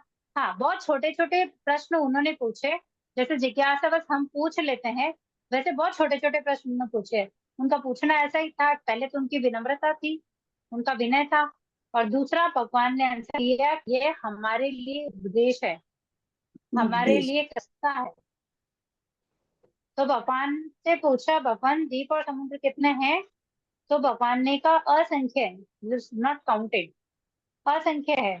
गौतम ने उसे प्रसारित किया, तब शिव राशि तक बात पहुंची। वह संदिग्ध हो गया और विभंग ज्ञान भी लुप्त हो गया, क्योंकि शंका की और ज्ञान गया। वह भगवान के समीप आया, वार्तालाप की और भगवान का शिष्य बन गया। उदयन, सिंधु, शौवीर आदि 16 जनपदों का अधिपति था। 10 मुकुटबद्ध राजा इसके अधीन थे। भगवान लंबी यात्रा कर वहां पधारे। भगवान के पास मुनि दीक्षा ली। वाराणसी के राजा शंख के बारे में कोई विवरण नहीं मिलता है। अंततः दशरथ आगम के अनुसार भगवान ने राजा अलग को वाराणसी में प्रवज्जा दी थी। संभव है कि उसी का दूसरा नाम हो। 8 राजाओं के नाम थे कि भाई दीक्षा कैसे कहाँ कहाँ हुई है, तो उसमें इनका वर्णन नहीं था, लेकिन अंतकर्ण सूत्र के अनुसार अलग को वाराणसी में को प्रवचित हुए थे, तो वहां शायद इनका ये दूसरा नाम हो। उस युग के शासन सम्मत धर्म को अधिक महत्व मिलता था, इसलिए राजाओं ने धर्म के प्रति आकृष्ट होना उल्लेखनीय माना जाता है। जैन धर्म में समाज में केवल अपना अनुगामी बनाने का प्रयत्न नहीं था, उसे व्रती बनाने के पक्ष में बल देता था, क्योंकि वहां पर व्रत धारण करना इज इम्पोर्टेंट, भीड़ को इकट्ठी करना नहीं। शास्त्र सत्य की आराधना के साथ साथ समाज में वर्तमान दोषों से बचने के लिए भी जैन श्रावक प्रयत्नशील रहते थे। चारित्रिक उच्चता के लिए भगवान महावीर ने जो आचार संहिता दी, वह समाज में मानसिक स्वास्थ्य का वातावरण बनाए रखने में सक्षम थी। अब ये है भगवान महावीर स्वामी का। आप लोगों को एक और बता देती हूँ, आज तो क्लास में लमसम पहले वाले सब लोग हैं थे। ठीक है, ये जितने भी इंडेक्स आप लोगों को दी गई है, जैसे अभी भगवान महावीर स्वामी का एक बार देख लेते हैं। उनका जन्म ईसा पूर्व 599, चौथे आर्य में 74 वर्ष 11 महीने 7.5 दिन शेष रहे, तब चेत शुक्ला त्रयोदशी को दक्षिण कुंडलग्राम में उनका जन्म हुआ। उनकी दीक्षा 30 वर्ष की उम्र में कुंडलपुर में हुई। केवल ज्ञान उनको दीक्षा के 12.5 वर्ष के बाद चमरिक नदी रिजु बालिका नदी के किनारे शाल वृक्ष के नीचे गोदही का आसन में हुआ। तब उनकी आयु टोटल थी 42.5 वर्ष। कामापुरी में कार्तिक कृष्ण की अमावस को ईसा पूर्व 527 में 72 वर्ष की उम्र में उनका निर्माण हुआ। माता पिता का नाम त्रिशला और सिद्धार्थ था। भाई भाभी का नाम नंदीवर्धन और ज्येष्ठा। बहन और भांजे का नाम सुदर्शन और जमाली। काका का नाम सुपारश। पत्नी का नाम यशोदा और पुत्री जमाई का नाम प्रिय दर्शना और जमाली। साधु 14,000, साध्य 36,000, श्रावक 1,59,000 और श्राविकाएं 3,18,000। सुधार कर लेंगे, थोड़ा सा प्रिंट मिस्टेक है वहां पर। तो ये जो इंडेक्स है, हमने पीछे भी 3 इंडेक्स पढ़ी हैं, भगवान अरिष्टनेमी की, भगवान पार्श्वनाथ की, भगवान ऋषभ देव की और भगवान महावीर स्वामी की। चारों इंडेक्स को आप एक बार जरूर देख लेंगे। फरमाइए साहब। इसमें ना गोदुई का आसन भी नहीं लिखा हुआ। हाँ, हाँ, वो अपन ने आगे पढ़ा था।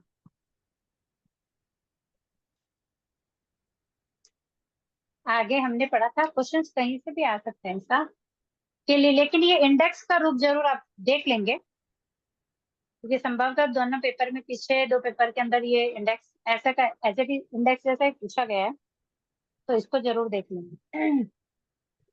अब तक अपन ने तीर्थंकर युग पढ़ा है, जिसमें भगवान आदिनाथ, भगवान ऋषभदेव मतलब भगवान ऋषभदेव, पारसनाथ, अरिष्टनेमी और भगवान महावीर स्वामी, ये चारों तीर्थंकर के बारे में अपने बहुत शॉर्ट शॉर्ट इनका वर्णन अपन ने पढ़ा है।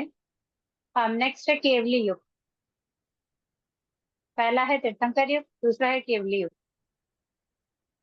भगवान महावीर के निर्वाण काल का प्रारंभिक कुछ काल में केवली युग कहलाता है। भगवान महावीर का निर्वाण हुआ तब उसके बाद सब केवली बचे थे, पर तीर्थंकर नहीं थे, क्योंकि 24वें तीर्थंकर भगवान महावीर स्वामी थे। उसके बाद में केवली। अब केवली कौन कौन से अंतिम दौर पर रहे थे उनकी बात यहाँ पर कर रहे हैं। तो 3 व्यक्तियों की बात यहाँ पर की गई है।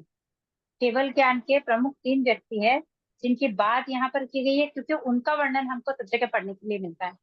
क्योंकि गौतम स्वामी भगवान महावीर स्वामी के साथ रहे, उनके प्रमुख शिष्य थे, और उनके कई सवाल जवाब जो हमें समझाने के लिए आगमों में है।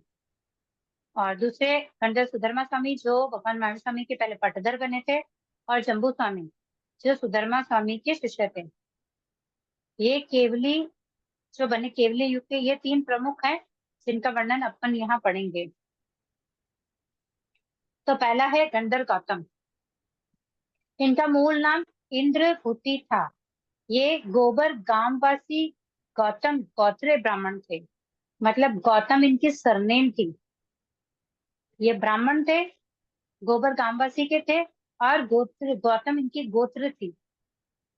ठीक है, लेकिन भगवान इनको गौतम ही बोलते थे, इंद्र नहीं बोलते थे। नाम का इंद्रपुति था, लेकिन उनको उनके सरनेम से ही बोलते थे। वैदिक ज्ञान के प्रगाढ़ पंडित थे। 50 वर्ष की अवस्था में प्रवचित हुए। भगवान महावीर स्वामी के प्रथम गंडर में 11 गंडर के महत्व की दृष्टि से वे सर्वोपरि थे। 30 वर्ष तक ये भगवान के साथ छद्मत अवस्था में ग्रामानुग्राम विहार करते हुए धर्म का प्रचार करते रहे। जिस समय भगवान का निर्वाण हुआ उस समय वे प्रतिबोध देने के लिए दूसरे गांव में गए हुए थे। निर्वाण की सूचना मिलते ही शोक में विहीन हो गए। कैसे विहीन हुए कि भगवान हमेशा, दीक्षा होने के बाद से हमेशा भगवान के साथ ही रहता हूँ, तो अगर अंतिम समय था तो भगवान ने मुझे अपने से दूर क्यों किया, इस तरह का शोक था। होता ना, हम नहीं बोलते कई बार, अपन किसी के पास होते हैं, उनकी तबीयत ठीक नहीं होती है, और अपन किसी काम पे जाते हैं, किसी समाचार आते हैं वो तो चल बचे, तो क्या कहते हैं कि देखो जब मैं थी और मैं तो थोड़ी थोड़ी सी देर के लिए दूर हुई और उनके प्राण वगैरह उड़ गए। तो वैसे ही भगवान का निर्वाण हुआ तब गौतम स्वामी उनके पास नहीं थे, लेकिन जब उनको पता लगा तो वो उनके मन में बहुत सारे ऐसे विचार आने लगे कि भगवान ने ऐसा क्यों किया, मुझे अपने से दूर क्यों किया। लेकिन जब बाद में समझ आया कि वो तो केवल ज्ञानी है, केवल दर्शी है, तो उनके चिंतन की धारा मोड़ी, और वही उनके मतलब वो जो सोच रहे थे उतना उच्च कोटि लेवल पे चला गया कि उनको वहीं के वहीं केवल ज्ञान की प्राप्ति हो गई। जब उनको केवल ज्ञान की प्राप्ति हुई तब उनकी अवस्था 80 वर्ष की थी। देखिए, 50 साल के जब थे, जब दीक्षा ली, 30 साल भगवान के साथ रहे, और जब भगवान का निर्वाण हुआ तब इनको केवल ज्ञान प्राप्त हुआ। इस टोटल उनकी आयु उस समय 80 वर्ष रही थी, और केवल ज्ञान के रूप में उन्होंने 12 वर्ष तक रहे। 92 ईयर्स टोटल आयु उनकी थी, और निर्वाण संवत 12 में वो निर्वाण को प्राप्त कर गए। अच्छा बताइए, भगवान महावीर स्वामी के 11 गंधर थे। 11 गंधर में से 2 का वर्णन है, बाकी 9 का क्यों नहीं है? क्योंकि वो भगवान के होते ही उनको पहले ही वो निर्वाण हो गया था ना, पहले ही मोक्ष में हाँ, चले गए। भगवान के सामने ही मोक्ष में पधार गए थे। बस ये 2 ही बचे थे, गौतम इंद्रभूति गौतम और सुधर्मा स्वामी, ये 2 ही बचे थे। इसके लिए इन 2 का वर्णन यहाँ पर आता है। तो इनके जब गौतम गंधर थे तो फिर क्योंकि गौतम गणधर तो पहले थे ना, सुधर्मा स्वामी के 5वें नंबर के गणधर थे, तो फिर उनको इनके पहले पटधर गौतम सुधर्मा स्वामी को क्यों बोलते हैं, गणधर सुधर्मा स्वामी को क्यों बोलते हैं, गौतम स्वामी क्यों नहीं बने? उनको केवल ज्ञान हो गया था ना भगवान के केवल निर्वाण नहीं दे रहा है ना, इसलिए। लिए। जी, तो आप पढ़ेंगे गणधर सुधर्मा स्वामी का। गौतम केवली हो चुके थे, सुधर्मा के अतिरिक्त शेष 9 गणधर भी भगवान की उपस्थिति में ही निर्वाण को प्राप्त हो गए थे। इसलिए संघ के संचालन का भार गणधर सुधर्मा पर आ गया, वे भगवान के प्रथम उत्तराधिकारी बने। इनका जन्म लोकांग सन्निवेश के अग्निवेशन गोत्र ब्राह्मण धम्मिल के यहाँ हुआ। इनकी माता का नाम बथीला था। उनका संपूर्ण आयु 100 वर्ष का था। वे 50 वर्ष की अवस्था में दीक्षित हुए, 42 वर्ष छद्मस्त अवस्था में रहे और 30 वर्ष तक भगवान के पास और 12 वर्ष तक भगवान के निर्वाण के बाद और 8 वर्ष तक केवली अवस्था में रहे। फिर 1 मास का अनशन किया और राजगृह वीर निर्वाण के 20वें में उनका निर्वाण हुआ। विभार नगरी राजगृह पर 1 मास का अनशन किया और वीर निर्वाण के 20 में निर्वाण को प्राप्त हुए। ठीक है, ये आर्य सुधर्मा स्वामी। अब है आर्य जम्बू कुमार। ये राजगीर निवासी सेठ दत्त के पुत्र, इनके धारे था। इनका जन्म क्रम पूर्व 86 में हुआ। लालन पालन अपार वैभव के बीच हुआ। जब आर्य कुमार जम्बू कुमार 16 वर्ष के हुए तो 8 रूपवती कन्याओं के साथ इनका विवाह संस्कार कराया गया। दहेज में इनको 99 करोड़ की संपत्ति प्राप्त हुई। उसी दिन अभाव नाम का प्रसिद्ध चोर अपने 500 साथियों के साथ वहां चोरी करने आया। जम्बू कुमार उस समय अपनी रूपसी पत्नियों के साथ वैराग्य में वार्तालाप कर रहे थे। चोर प्रतिबुद्ध हुआ, उसने अपने साथियों को भी प्रतिबुद्ध किया और इस प्रकार आर्य जम्बू कुमार 527 व्यक्तियों के साथ दीक्षित हुए। 527 में उनके माता पिता, 8 पत्नियां, उनके माता पिता और 500 चोर और चोर का पति यानी चोर प्रभव, प्रसिद्ध चोर जो था प्रभव, वो और उनके 500 शिष्य और स्वयं जम्बू कुमार, ये सब मिलाकर 527 लोगों ने एक साथ में दीक्षा ली। उस समय उनकी आयु 16 वर्ष की थी। 28 वर्ष की उम्र में आचार्य बने और आचार्य बनकर भगवान के द्वितीय पटधर कहलाए। पहले पटधर आचार्य सुधर्मा स्वामी और द्वितीय पटधर जम्बू कुमार। और 36 वर्ष की आयु में केवल ज्ञान की उपलब्धि हुई। इनका पूरा आयुष्य 80 वर्ष का था। 64 वर्ष में श्रमण पर्याय में और 44 वर्ष तक युग प्रधान आचार्य के रूप में रहे। इस युग के ये अंतिम केवली थे जिनका निर्वाण और वीर निर्वाण संवत्सर में हुआ। तो आचार्य जम्बू के साथ ये ज्ञान की परिवर्तन हो गई और पूर्ण परंपरा चली गई। जी, तीर्थंकर युग और केरी युग, ये 2 युग समाप्त हुए। नेक्स्ट क्लास में हम पढ़ेंगे एक क्वेश्चन था दीदी, पूर्वधर युग। हाँ सर, फरमाइए ना। ये आर्य जम्बू कुमार के ऊपर की लास्ट वाली लाइन जो है ना, 20 में निर्वाण को प्राप्त हुए, ये 20 में निर्वाण को प्राप्त हुए मतलब कैसे, वो नहीं समझ में आया। इनका निर्वाण वीर निर्वाण के संवत 61, सॉरी क्या पढ़ रहे थे हम, 20, अच्छा 1 मास वो वीर निर्वाण के 20वें निर्वाण में, मतलब वीर निर्वाण हुआ उसके 20 संवत 20 के अंदर उनका निर्वाण हुआ। 12 वर्ष भगवान के निर्वाण के बाद। एक मिनट, भगवान के निर्वाण के बाद हुआ, मतलब 20वें निर्वाण। भगवान के, हाँ 12वें निर्वाण 20वें, यानी कि उनका मतलब 20 साल कह सकते हैं अपन। नहीं समझ में आ रहा है। देखिए था इंद्रभूति गौतम भगवान उनको केवल हुआ जब उनका आयु क्या था, गौतम गंधर का आयुष्य क्या था जब उनको केवल ज्ञान प्राप्त हुआ? वर्ष तक भगवान के पास, 12 वर्ष तक, 80। 80। जब गौतम स्वामी को केवल ज्ञान हुआ तब उनका आयुष्य कितना था? 80 वर्ष। 80 था। ठीक है, ठीक है। और वो कितने समय तक रहे थे भगवान के जाने के बाद? 12 वर्ष तक। तो 92। वीर निर्वाण के 12 निर्वाण यानी कि 12 वर्ष के बाद गौतम स्वामी का निर्वाण हुआ। ठीक है, वर्ष ही है वो, क्योंकि अपन अगर ऊपर से काउंटिंग देखेंगे ना उनके, मतलब उनके जन्म का, दीक्षा का, केवल ज्ञान और उनके निर्वाण का, उसके हिसाब से वो वर्ष ही है। जो वर्ष तो वर्ष वैसे ही आएगा। हाँ हाँ, वैसे ही सुधर्मा स्वामी का भी है। 20 वर्ष में उनका निर्वाण हुआ। भगवान महावीर का जब निर्वाण हुआ ना, तो जो वीर निर्वाण बोलते हैं उसके 20 वर्ष के बाद में सुधर्मा स्वामी का निर्वाण। अच्छा अच्छा। और वैसे ही आर्य जम्बू स्वामी का भी इसमें उनका निर्वाण हुआ। भगवान के निर्वाण के 60 वर्ष के बाद में उनका निर्वाण हुआ।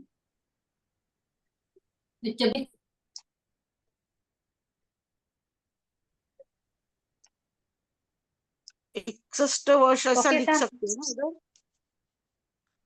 हाँ? 20 वर्ष, 61 वर्ष। वर्ष लिखना है वर्ष ना वहाँ नहीं पे, लिखना है, यहाँ संवत लिखना है। वीर ने इनका निर्वाण वीर निर्वाण के संवत 61 में हुआ।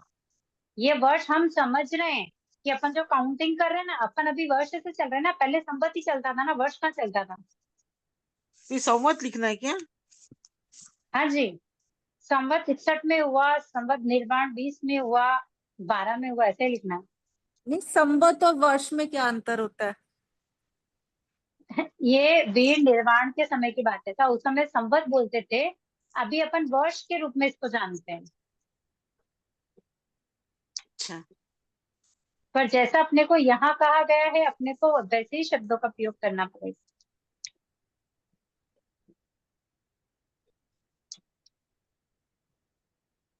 Okay sir. जी जी, धन्यवाद दीदी। क्योंकि अभी तो और आएगा नीचे कि भाई वीर निर्वाण के संवत 75 में कालधर्म को प्राप्त हुए, 98 में हुए। तो ये संवत अपने को, वीर निर्वाण है तो संवत अपने को ध्यान में ही रखना पड़ेगा ऐसा। हाँ, वो संवत ही लिखा है ईशा उधर। पूर्व, हाँ, विक्रम है, ईशा है, पूर्व है, ये चीज अपने को ध्यान में रखनी पड़ेगी।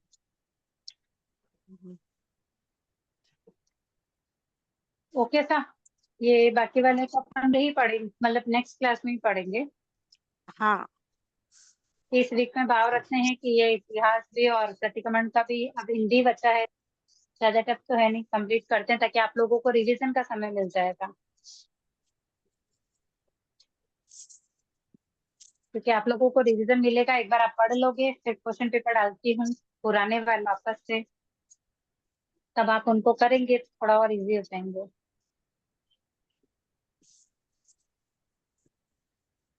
ओके सर, आज जी जी। का यही रखते हैं। चिन्वाणी के विरुद्ध कुछ कहने में आया हो तो समझ प्रतिक्रिया व्यक्त करेंगे। अहो गुरुवर कृपा करी, दीनी ज्ञान की दान, भव भव में ना भूलेंगे, आपका उपकार गुरु सा, आपका उपकार है विनय जो हो गया, उसको माफ करो, मेरे सारे कर्म कलुष को आप ही साफ करो, गुरु साहब आप ही साफ करो। बोले श्रमण भगवान महावीर स्वामी की जय जय हो। आचार्य प्रवर 1000 श्री विचार्य महाराज साहब की जय हो। जय हो। संयमशील चारित्र आत्माओं की जय हो। जय हो। जय हो। विजय हो। आप सभी को सादर जय जिनेन्द्र साहब, बहुत बहुत धन्यवाद, बहुत बहुत आभार, समझ कामना। जय समझ जिनेन्द्र।